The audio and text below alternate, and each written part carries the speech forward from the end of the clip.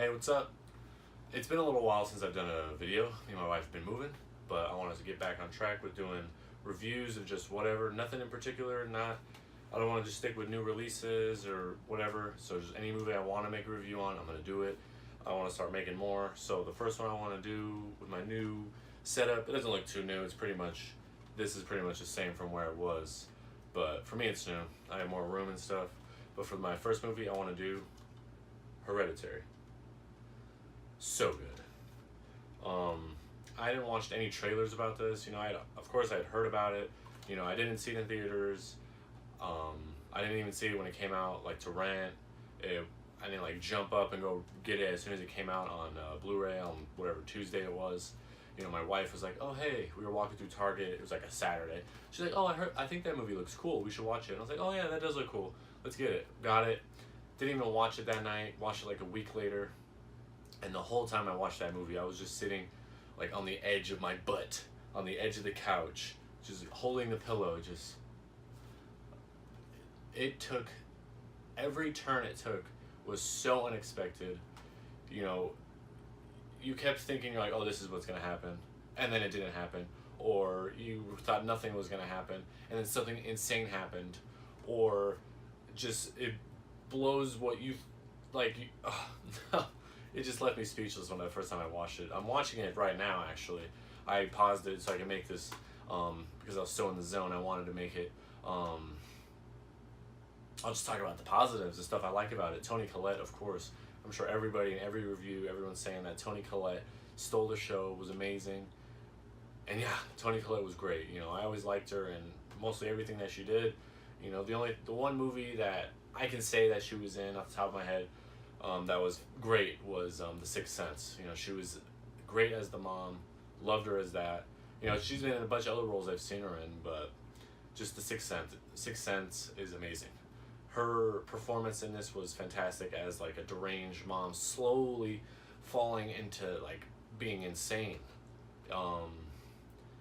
Nat Wolff, or is it Alex Wolff? One of the Wolff brothers. He does really good as as Peter. The daughter, the really weird daughter, she's great. I thought she was awesome. What they did with her was crazy. I'll just have spoilers in this video. Like, when I first watched it, and she was at that party, and as soon as we saw the girl chopping up that huge board of walnuts or whatever, I looked at my wife, I was like, okay, here's that peanut allergy coming into play from like a couple scenes ago where, they were asking about it. And I knew that it was going to come into play, and then when he was like, "Oh, I'm going to go with my friends, just go get some cake," I was like, here it is. And, when everything that happens, him trying to get her home, and then her, like, suffocating and sticking her head out the window, I thought she was going to fall out, and he was going to run her over, or something like that, or someone driving the other way was going to, like, sideswipe him and kill her, but her hitting her head on that pole and getting her head knocked off had me, I stood up, and I was standing there looking at my TV, like, what? It was so insane. But there's so many things like that in this movie that I loved, that everything he did. Ari Aster, he went for it. He wasn't like, "Oh, I don't want to do this, because what if people are like, that was weird." He was like, "Screw you guys, I can do whatever I want," but we've seen that in his short films.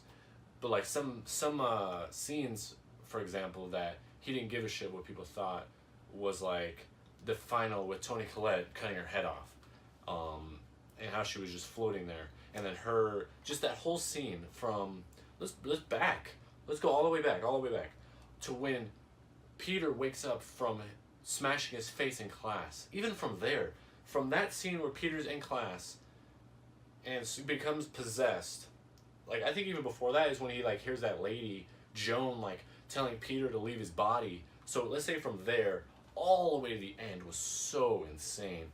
From Peter, becoming possessed, to going home, and his mom setting the husband on fire, and then waking up and the mom being like possessed now, and then just her attacking him and chasing him into the attic, and then her cutting her head off, and then the scene where she like floats up into the treehouse was so unnerving. I thought that was so cool.